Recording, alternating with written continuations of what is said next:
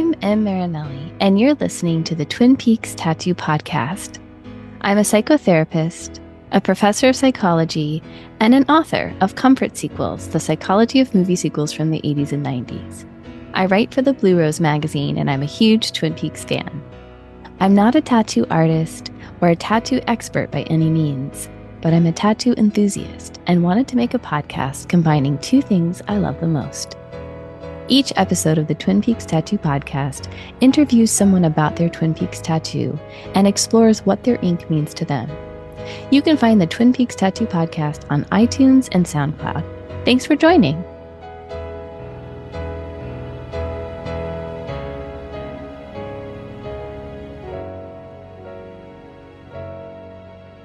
On this bonus episode of the Twin Peaks Tattoo Podcast, I speak with my BFF, Scott Ryan, a legend in the Twin Peaks universe.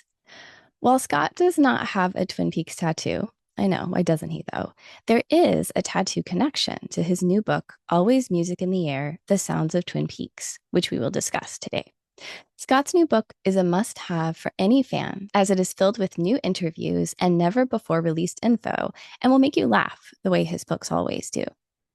He is an author of many, many, many things, including Fire Walk with Me, Your Laura Disappeared, Lost Highway, The Fist of Love, The Last Decade of Cinema, the award-winning Maslin Against the World, Moonlighting and Oral History, Last Days of Letterman, and he's the editor of the Blue Rose magazine, which has a final issue, number 18, coming out really soon. We just hosted a David Lynch fan memorial, which you can watch on YouTube. And of course, we have our Twin Peaks workshops coming up, including one in person in North Bend on Saturday, February 22nd from 12 to 2 p.m. at the North Bend Trading Company. Scott will also be signing his book there as well. Scott is a true hardworking and steadfast Taurus with bull-like unafraid energy, which we've seen on all of the amazing Twin Peaks panels he's hosted over the years and interviews he has conducted. His Herald stay-in and play-in was so incredible and so organized and so bold and such medicine I needed during COVID. His unending contributions to the Twin Peaks community, I will forever be grateful for. Also, I know that he will hate that I said all of those compliments and try to deflect them with humor. And this is also why we love him. So thanks, Scott, for joining the pod. Yeah, and what your listeners don't know is that you couldn't say I was hardworking. You kept tripping over hardworking. What's that about? I don't know. Maybe it's an unconscious slip that I did because I think that you're not hardworking. Is that what you're saying? Yeah, that's what I'm getting at. That's what I'm getting. Deflecting with humor. So, Scott, as I said, you don't have a Twin Peaks tattoo, which honestly disqualifies you from being on this podcast. However, the cover of your book includes the female varied thrush bird from the opening credits. And I have that tattoo. And that is our connection. Yes. And I wanted to ask you why you chose that bird as part of the imagery for the cover of your book. There were basically two reasons. One is that I like the idea that the first thing you see is the bird, and then the last episode is in episode 29 where they're in the Red Room, and that is the background of the cover. So the book encompasses the original series of Twin Peaks just by a picture, but also it connects to the line where we're from, the birds sing a pretty song. And so the bird is on top, and where they're from is the Red Room. So that connects as well. But I also burnt the bird. So there's fire all the way around the bird. And I did an effect on it that sort of charcoaled the edges of the bird. So the bird is sort of coming out of the fire between two worlds. So there's a lot of symbolism in that on this cover, which I think is cool. Yeah, you did a lot there, I can tell. And I like how you're saying that it's kind of like it's like the beginning to the end, because you're really covering the holistic music from all of the series and the movie. Yes. Yes, I like it. So if you were to get a Twin Peaks tattoo, what would it be? Probably of the Meanwhile hands from Laura Palmer. I love that for some reason. I don't have a real reason why, but I've always loved that little pose and that time. I think it would be that. It certainly wouldn't be anything else. but I would just never get a tattoo. I just wouldn't do it. I don't understand why you would hurt yourself. And then everyone who gets a tattoo says, "Oh, they don't hurt. They don't hurt." And then when I talk to them when they get the tattoo, they're like, "Oh, sorry, I have blood rolling down my leg. It's just a little blood down my leg." I don't want to have blood rolling down my leg. I live my life to not have blood rolling down my leg. I mean, I Those don't are know why. It's because ridiculous. I don't want blood rolling down my leg. That's fun. Not for me. Hmm. Yeah, the meanwhile hands is a good answer. I mean, you could get just like a small outline. It wouldn't hurt that much at all. That You wouldn't much. have Why would I do anything that hurts a little bit? because I it's do exhilarating. things. Yeah, no, I don't do things like that. But why don't you get the meanwhile hands Maybe I will. and we'll call that my tattoo? I Okay, that think that sounds good. seems fair. That's a good thing. So why did Always Music in the Air want to be written?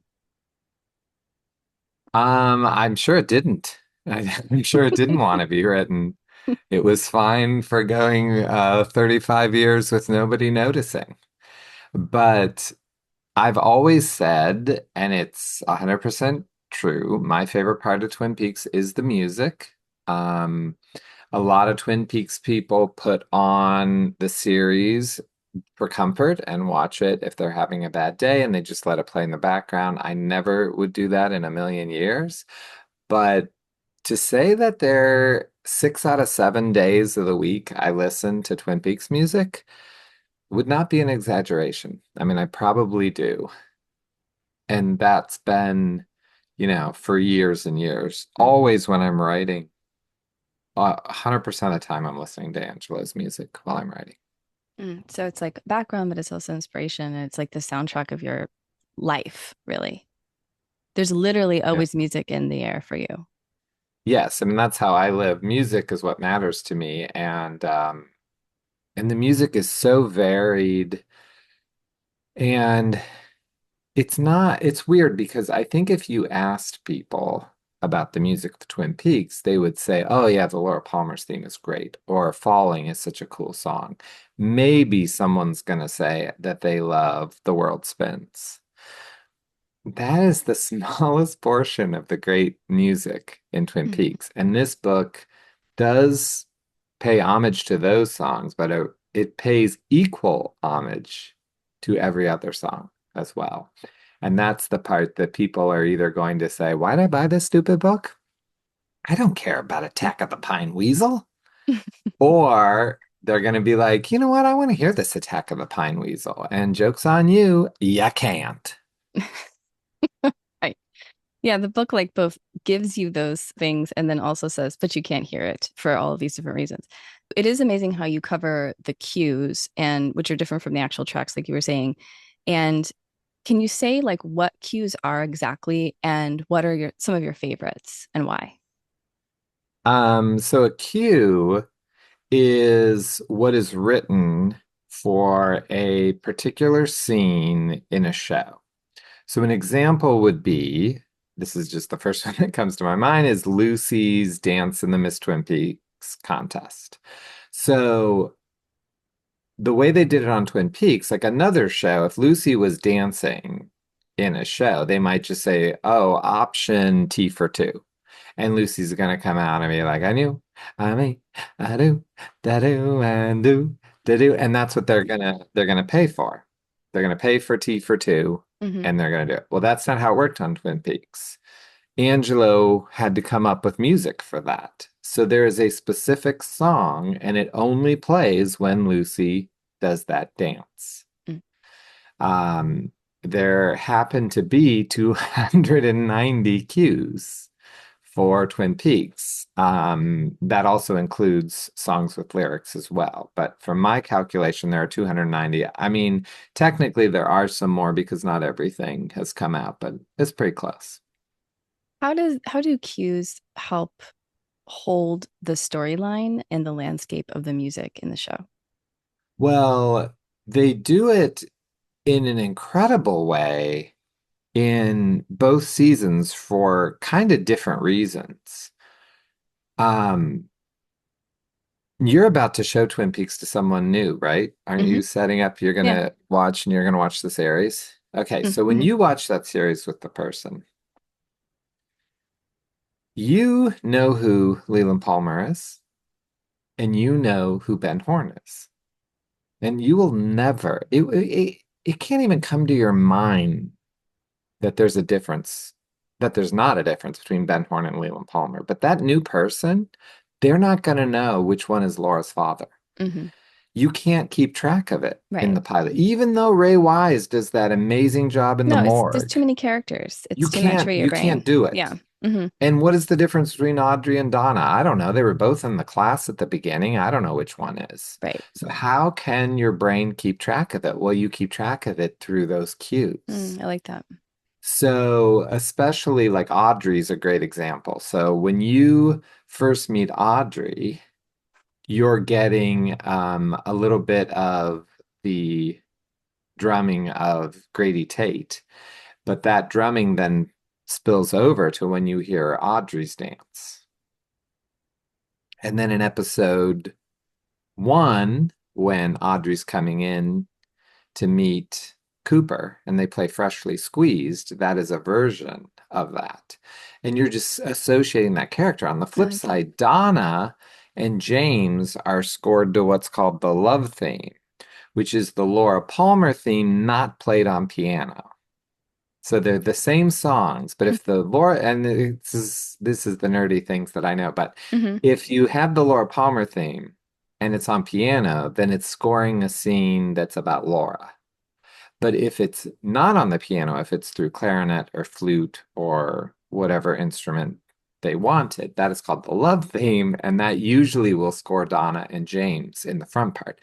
So your brain connects Mm. them. Mm. And that's why the music seeps in you if Yeah. you watch Twin Peaks properly, which is to not binge it, where you would take the time and let it flow over you. Cooper, of course, has Dance of the Dream Man when he Hmm. drives into town and says, Diane crossing into the town of Twin Peaks on February 24th, 10 a.m. or 1 p.m. if you believe what the CBS people wrote on the box set. Hey, why don't you watch the show before you put it out? But they play Dance of the Dream Man right then, and we're gonna associate that song with Cooper and the saxophone. We really associate the saxophone with Agent Cooper. What are some of your favorites of the 290? Um, well, this it's too many.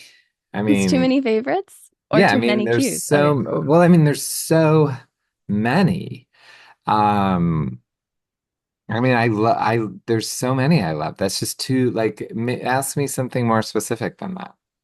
I mean, my all-time favorite one is Theme from Fire Walk with Me saxophone version. So that is available nowhere. It's not the version that's on the Fire Walk with Me soundtrack. That is Theme from Fire Walk with Me trumpet. And it is pretty good on the trumpet. And the trumpet equals Laura Palmer.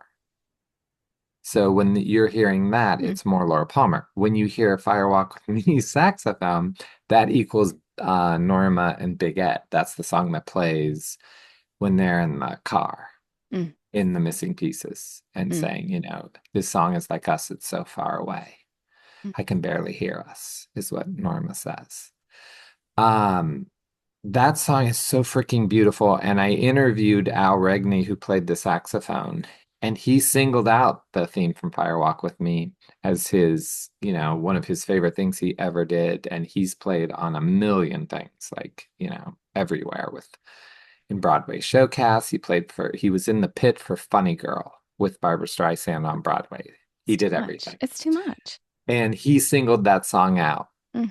as one of his favorites. I think Mm. it is so beautiful. I could listen to it forever. I just love it so much. I love Attack of the Pine Weasel. I think it's so much fun. I love Dick Tremaine Swing.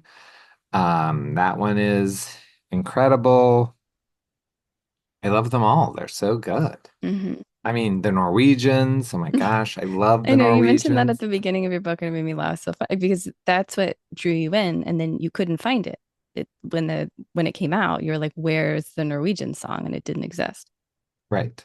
Yeah, And you've been on they're this me. journey for years to try to capture and find these cues because as a musician, I imagine too, you're listening for them in different ways as and also a Twin Peaks expert. How has your relationship with the music changed through the course of writing this book, or has it? Probably hasn't. Mm. I mean, I learned a lot from the interviews, a ton of like factual information, but I discovered nothing about writing this book because that's how obsessive I've been listening to. I'm so old that I only listen to music in iTunes. I don't stream music. Hmm. So I have the MP3s. And it keeps track of my plays because that's what iTunes does. And I'm just real quick, I'm opening my iTunes. And Theme from Fire Walk with Me, I've listened to 114 times. And I think I've been keeping track of my plays for maybe like 10 years or something. And Hmm. that's my most played Twin Peaks song. So I listen to them quite a bit. But yeah, I love how you write, and I know how you write, and I wasn't surprised by this, but in a book that has 324 pages, there wasn't a moment where I was uninterested. And this is me. I'm not a musician. I don't know the ins and outs of Twin Peaks the way you do and others do. And I wanted to just say that like it's just not dry at all, and it's filled with like your flavor and your brand of how you and I wanted to just like give some examples. One that I just love so much was when it comes to studying the music that Angelo Badalamenti composed under the direction of David Lynch for Twin Peaks, you have to study the genealogy more carefully than Donna Hayward trying to fill out a form at 23andme.com. I mean, so that's so funny. And then there's another one that's, but we simply must find this version of something, or I will get more catty than an MT Wentz review of Taco Bell. Of these moments that you infuse your flavor and your brand. And I wanted to just like bring them in to say that they really are fabulous in this book. And I wanted to ask you, like, how do you come up with these like quick, quippy things like I just read? And there's so many more. Well, I mean, the first thing is Twin Peaks swims in my brain, so I know a lot about it. And so I decided, I did this a little bit in my Firewalk with Me book, but I decided in this book I was going all in because for two reasons. Number one, if you are a fan, a casual fan who just likes David Lynch, you're never reading this book. You're not interested. You don't really care about the music. So already I knew anyone who reads this book, they're going to be speaking my language. So they know who MT Wentz is. And Hmm. they know that MT Wentz is a food critic and would hate Taco Bell. So that would be more catty than an MT Wentz at, reviewing a Taco Bell. Hmm. I love to make fun of Little Nicky, James and Evelyn, Ernie, Thomas Eckhart, and Josie Packard stories. Not a lot from season three because times have changed and we're not allowed to make fun of season three. Season three is just handed down from Noah like the Ten Commandments, and we will follow it and make no jokes about season three. So there aren't as many season three jokes because people don't have sense of Hmm. humors anymore. But the original series, I loved to make fun of it. And it's all done out of love. And it's just I can funny. feel that. I feel that love. And that's what I'm saying. Like, and I don't know. I mean, I think even more casual fans and might I think would love this book because of those reasons, because you're like throwing things in. And even if I don't know who MT, it's like it's a funny moment regardless.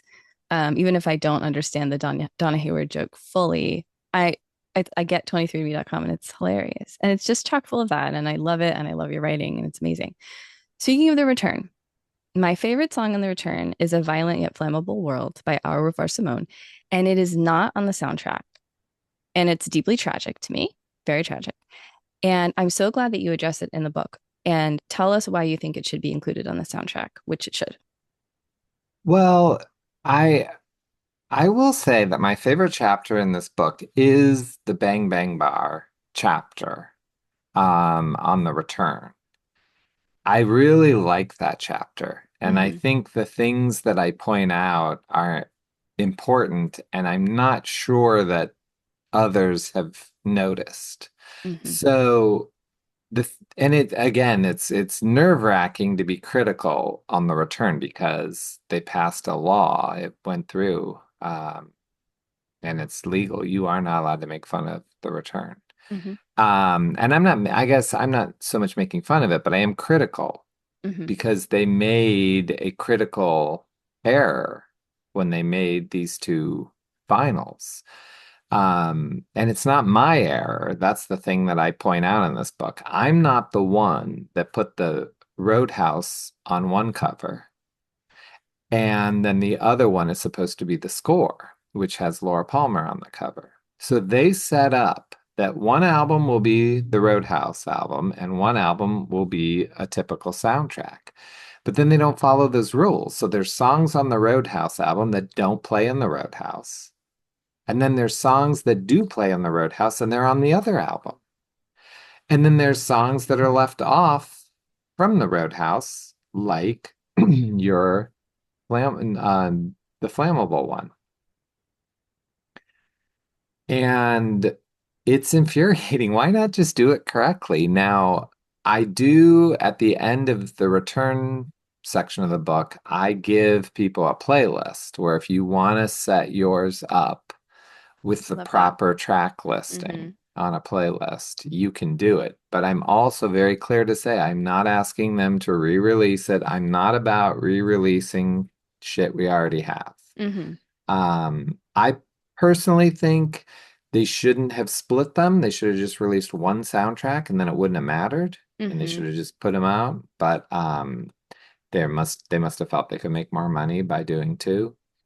And I just wish they would have done it correctly. Well, and you also address like the names of the albums, and like Yeah. it's hard to find. Like when I go to iTunes to try to listen to season three, I'm like, I'm I'm typing in Twin Peaks: The Return, da da da, and it's like, what is it? Twin Peaks Limited Series, It's something horrible. something. And I can't remember them. And I say in the It's book that I bad. literally had to have them written down in a separate document. And every time I had to say it, I had to go to that document and control C and then Hmm. control V because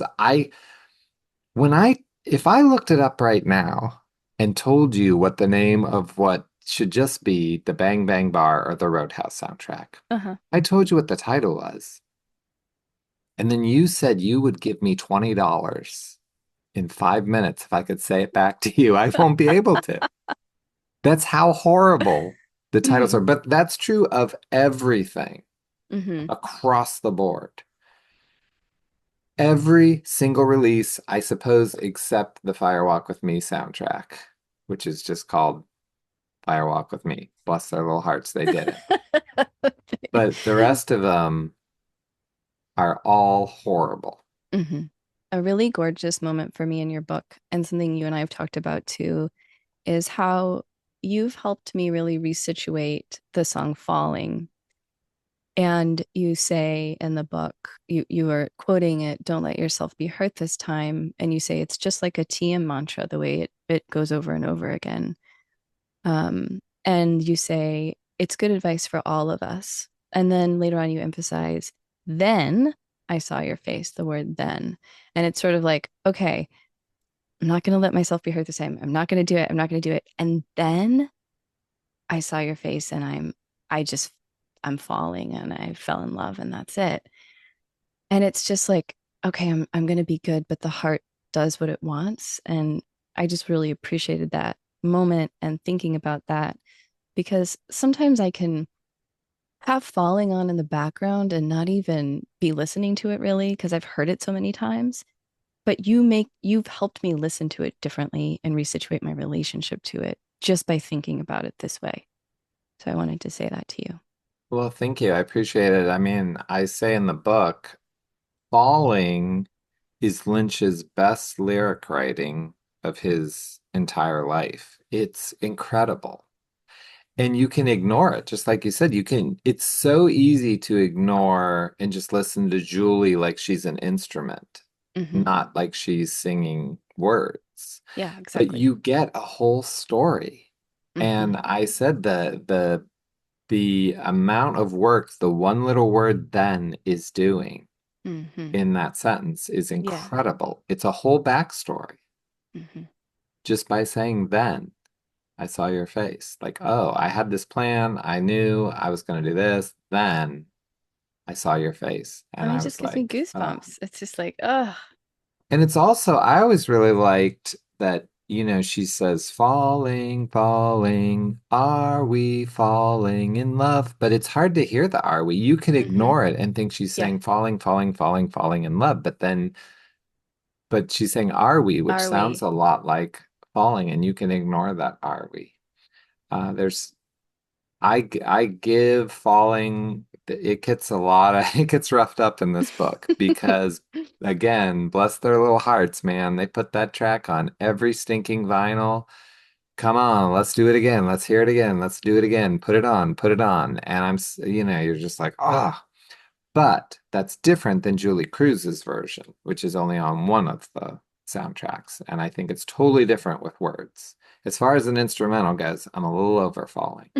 But with With the the vocals. lyrics Hmm. and with Julie's performance specifically, that's something different.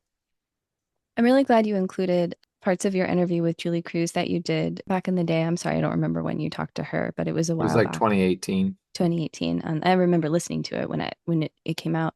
But it was really beautiful for me to read her words about, she says, the best concert I ever did was with Anita Wren, and it was at the Twin Peaks Festival in 2016. And I just thought it was so incredible that like in all of her career that she would bring in that event specifically and how meaningful it was to her. And like shout out to Anita and to the community for holding her then. And I just wanted to mention that and see if you wanted to speak on it at all. Yeah, I mean, it was a really cool thing that Julie got to do. And it meant a lot to her. I think going to that festival was very healing for her because she has been eaten up and spit out by the music industry. Hmm. Yeah. Um, she's very much a behind the scenes or behind the music VH1 special. Hmm. And so that I think was a healing time for her. That's when I first met her. And it was nice to know that that weekend really meant something to her. But because she was difficult, she did have issues. She never made any of the events on time, and that can be rough during a weekend like that. But if you get past that, not everyone is the same, then you can kind of forgive and realize that there was a lot of beauty that weekend. I'm glad you included that.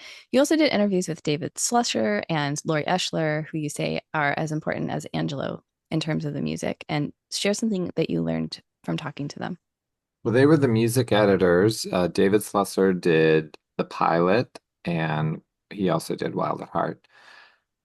Laurie Ashler did from episode 1 all the way through Fire Walk with Me. So why David Slusser is so important is that David and Angelo only wrote what was called fast cool jazz, which is Dance of the Dream Man, slow cool jazz, which is Audrey's dance, falling, which they didn't even write for Twin Peaks, and the Laura Palmer's theme. That was all they had. I'm just going to pause you there and say how amazing it is that your brain just conjured all of those things. Like the name, both of the names, and that those were the specific ones. Like that's incredible to me. I Wow, just well, what else wanted to would I say that. know? Why I wouldn't don't I know. know what every song is called in Twin It's Peaks? just amazing. What would I? What would I waste that time with? Like family birthdays Yeah. or something? Yeah. A No, waste of time. waste of time. Hmm. What I had for dinner yesterday, who cares? So they didn't have very much to score the pilot from. So David Slusser had this brilliant idea. And when he was in the studio, he didn't just do the mix of fast, cool jazz, which of course they had, but then he said, okay, let's do fast, cool jazz, just the drums. Let's do just the flute. Let's do just the clarinet. Let's do just the keyboard. Let's do, just the piano. Well, then he turned one song into 6 songs. So that's why when Audrey comes out in the pilot and you just see her shoes, you just have you have Grady Tate's brushes and cymbals. Mm. Okay, but Grady Tate didn't watch her do, like, he didn't see Audrey come out and be like, oh, let me play this for you. That's fast, cool jazz. Mhm. It's just that. And then when you see Cooper sometimes, and it's the most famous one is the very first time you see him in Fire Walk with Me, they play just that saxophone of do do do do do do do do do, and it's all echoey. Well, Mhm. that's why they have that because David Slusser said, "Holy crap, I gotta score this whole movie, and I have 3 songs." That's why we have all these cues. And so then Laurie took them and mixed them differently. So the One-Armed Man has a theme that sort of came from that they pieced together. And it's similar to Jean Renault's theme, but they're a little bit different because they use different instruments. And all that starts to happen from there. And that's the way Twin Peaks was scored, which is really cool. And that's what you find out in the interviews. It wasn't scored where, David Lynch shot the scene of Ray Wise and Cheryl Lee, you know, with the murder. And then Angela wrote that. It's not that way at all. They had music Mm. and then they put it on top of it and they put other pieces of the score on top. And that's how we get these specific cues. And those are the ones that haven't come out. And it just works perfect. I mean, it's like a masterpiece how that happens. And it's amazing that it happened isolated of the story. I mean, it's incredible. I really love your interview with Kenny Landrum and especially the Sondheim moment. So tell us who he is and the crossover with Sondheim. Kenny Landrum is the keyboardist, and he is so crucial to the music of Twin Peaks, as the main thing would be he is everything in Falling. So when you hear the song Falling, it's 8 Kenny Landrums. That's who's playing. So when Mm. you hear something, he's playing the bass. It's just all synthesizer. There is no real, quote unquote, real music on Falling. It's all Kenny Landrum. So he played every sound and he goes through all of them with him. So he was crucial. He played the piano on Laura Palmer's theme. But what's really cool is when he saw that you had Ben Horn, Richard Beamer, and Russ Tamblyn, Dr. Jacoby. They were in West Side Story together and they are in the pilot of Twin Peaks. So he said, oh, we got to have finger snaps. And that is why, like Audrey's Dance and Dance of the Dream Man have the finger snaps in them. I mean, that's just mind blowing that that's where that came from. Yes, I'm he added obsessed. them. I know, it's really cool. So they're all It's from West so Side Story. cool. And it's like, it's so iconic, the finger snaps in Twin Peaks. And it's like thinking about that connection is so great because I always felt like the connection with West Side Story was sort of void. Like no one wanted to really talk about it very much. Like, oh yeah, they were together, but no, it's not a big deal. This is a different thing. It's not whatever. But to know that that's where it came from is so cool. And that you started singing the song with him in the interview is really cute. Like that. Yeah, I always end up singing when they let me. It's great. Um, the book is about a show about a mystery, and also it holds its own mystery that unfolds over time as you're reading. Can you give us a little bit of a teaser about the Sycamore Tree mystery? Yeah, I mean, one of the main reasons I wrote the book was to discover how the sycamore trees came to be. Everyone loves that song, and in the fan community, it's probably the thing people say the most, which is, I'll see you in the trees. I mean, that's what people always say about going to an event. Mhm. But I always thought, wait a minute. How did this get in the last episode? Like, what? It never made sense to me because, again, I'm a musician, I'm a director, I'm a writer, I've made movies, and the story we're told is Mark Frost writes the final episode with an assist from Harley and Bob Engels. gives it to David Lynch, and David Lynch isn't pleased with it. And he scraps it, and they improv the episode basically Right. on set, especially the Red Room Hmm. section, which is where Sycamore Trees is. And I'm like, he improved a song, he improved jazz legend Little Jimmy Scott. He just improved them. Like that's not how, no. And I just have never bought it. Um, and I think someone just told me that Sabrina Sutherland just told the story that when it was her job to pass the scripts out, and David Lynch was mad at her when he saw the script and said, "No one's to see this script." That's how mad he was at it because he just did not like the first draft of Mm. it. And so he changed it. So I wanted to find out how the sycamore trees got in that last episode. So I ask everyone that I interview about the sycamore trees. What do you know about it? When's the first time you heard it? What do you know? And it becomes a through line through the book. And by the end of the book, we kind of get an answer. I mean, just like in the world of Twin Peaks, are there Uh-huh. really answers? I don't know Yeah. that we get. I don't know. I feel pretty confident of where sycamore trees came from, but there is still a little bit more of a mystery out there. But at least we do find out how it happened, how it got in that episode, So cool.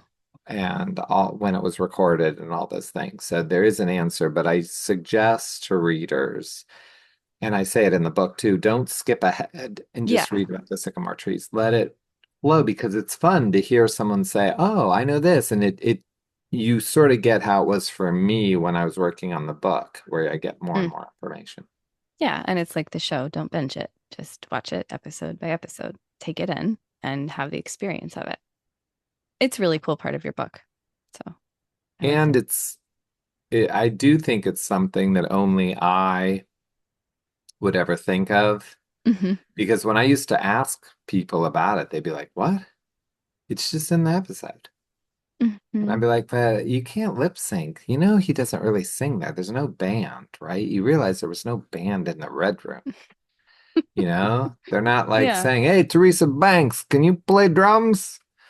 Um, so I've always been curious about that. And I'm kind of excited that I got an answer with a big assist from Dean Hurley, who helped me out.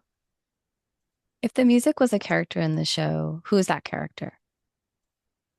I guess Julie Cruz, the singer. It would be her, right? What about a character that doesn't exist? How can a character not exist? A character that you would create in your mind. How would you describe that character? It would be someone who's honest Mm.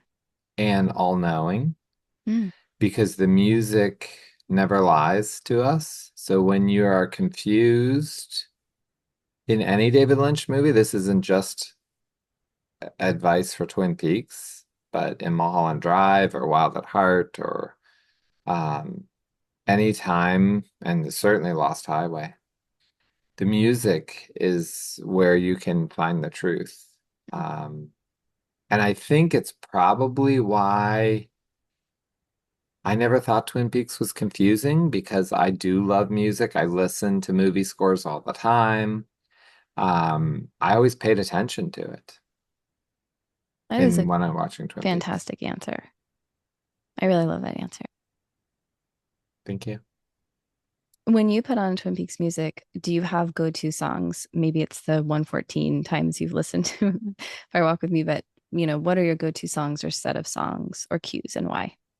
Certainly Firewalk with Me is the album that I listen to the most. I love Don't, don't do anything I wouldn't do. Um, that is such a great jazz piece. Um, The Pink Room and Blue Frank, which are Hmm. two songs that play in the Power and the Glory bar. Those are so good. And I Those, love how you write about them in your book too. That's such a great, if you don't have that book, listeners, go get the Fire Walk with Me book that he wrote. It's so good. um, the those songs are awesome. The Voice of Love. I mean, I what I say in the book is Twin Peaks music is like high school and Firewalk with Me music is like college. Like that's the difference in the education. It's just so much Mm-hmm. more sophisticated. Sophisticated. Mm-hmm. I don't understand why the Firewalk with Me songs aren't jazz standards. I'll never get it. I mean, Michael Bublé should be singing Sycamore Trees or Diana Krall or John Pizzarelli. These Yeah. people should be covering, especially Sycamore Trees, but there's other ones as well. Do those songs get covered by No, contemporary artists no. ever? I don't know. No. I'm hoping they will now. Mm-hmm. Um, Yeah, that's a good point. but you know, this is too deep of a cut, but what the heck? People are just mowing their lawn or driving to school or sitting in a dentist chair while they're listening to this anyway. So what do you care? Ask your dentist if you really have a cavity. But Mandy Patinkin recorded Loving You from Passion on Oscar and Steve in 1995. But no one else did for like 20 years. No one sang Sondheim's Loving You from Passion. And I'm telling you, if you look back on the last 10 Sondheim albums where singers covered Sondheim songs, everyone is singing Loving You. Hmm. Everyone. Every Sondheim album I buy, they're all singing Loving You. But it really goes back to Mandy Patinkin doing that first one. Mm-hmm. Someone needs to cover. If Diana Krall would cover or Madeline Peru would cover Sycamore Trees, then they all would. Then I think people Mm-hmm. hear it. That's how something becomes a standard. But it takes that first person to jump up and do it. Yeah, the Mandy I hope jump. it We happens. need a Mandy jump on Yeah, this. we just need one of those Let's try to jazz make that artists happen. to do Hmm. it. And then everyone will. Because it really is a great jazz piece. And I don't know. If you were to get a Twin Peaks tattoo based on the music, what would you get and why? I never would, but I'll Yes, of play course you your little would. game. Blood running down your leg. It's your I'm favorite not thing. doing it. Like I a- avoid anything that causes me physical pain. I don't understand. I have no interest in that. But Dean Hurley tells a very interesting story on how when you play something on the synthesizer, it's called MIDI. And MIDI is like the computer stuff that talks to the computer. Well, the MIDI printout of the Laura Palmer theme crazily creates two mountain peaks. It basically has Twin Peaks. And he tells the story in the book. And I think if you were going to get like a music tattoo, that would be cool to do the MIDI Totally. representation of Laura Palmer's theme. But I ain't doing that because I'd have to go way up and way down. There'd be tons of some sweaty dude poking me in a disgusting place, and I only pay for that. I just that's like something that you can't even believe is real, but it is. Like it's too much. Yeah, it is How did really that crazy. happen? So it But sounds like like, I need to get both the Meanwhile hands and also that tattoo. I can handle that. mhm. I'm sure. Well, why not? Why not just get another stupid tattoo? Why not? Just Yeah, keep doing it. stupid. Hmm. Yeah. I mean, have someone hurt you. Can I pay you for that? I don't Hmm. get it. What character would you love to see have a tattoo in Twin Peaks, and what tattoo would that be? This is a question I ask everyone. Uh-huh. Um, I guess I would want James to have to tattoo the name of everyone he falls in love with. So he just had them all the way down his arm and it'd Just a have to go back list. and forth. It'd be like Laura, it'd be, yeah, Laura, Laura. Donna, Hmm. Maddie, Hmm. Donna, Evelyn, Donna, Renee. And who knows who has probably the green glove boy, probably took a shot at him too. So that's what I would want. I would want James to have to tattoo just a list of names that he falls in love The last question I ask everybody is in a different now dimension or world or universe where there was a season four, what character, either existing or new, would you play? with. There's never going to be a season 4. And we don't even want to think about there being a season four. We're so happy How with what dare we you? have. How dare you? And especially No, I now, agree. we don't want anyone coming in and ever rebooting Twin No, Peaks. this is another Stay away from dimension it. where Lynch is not. Hey, if I can answer my question, No, you asked the question, I'm answering it. I'm just saying we don't want a season four. We want it to end. We want it. It's fine the way it was, and with David Lynch being gone now, no one touch it. Let's just get the music released so we can all appreciate this. That being said, I would want to be Carrie Page's love interest. of course you would. Oh my. Oh, yeah, that's right. Yes, I am Carrie Page's love interest, and it is just a lot of sex scenes. I mean, just one after another. Typical. Typical answer. Uh-huh. Yeah. Well, hey, that's my answer. And I made Um, it PG. I could have made it a lot worse. It yeah, could. that was PG. That was pretty PG. Um, so tell us the last issue of the Blue Rose is coming out, issue 18. Tell us about that and how people can get it and the story of that. Yeah, I mean, it was sort of weird to think about it when David Lynch passed. I did talk to Courtney and John that day, and we all said that wasn't the day to make the decision. But about a week later, Courtney and I talked again, and Courtney thought it was a good idea, and I would never do the Blue Rose without Courtney. So um, I told her I have no ideas. And then by the next morning, the magazine was full. I had it ready to go and we had the cover done. And then, there's a lot of behind the scenes to do something like this, especially as quick as we're doing it. But I think we all think it should end, just like I said about your Other Dimension season four, like without David Lynch being here, there's no reason for the Rose magazine to be here. It would be the same thing if Mark Frost had passed. It was both of them together that combined to make that world. So we are going to do a tribute to him. It's going to have a lot of special things in it. Um, we always do this for like-minded Twin Peaks fans, and they can go to bluerosemag.com and order it.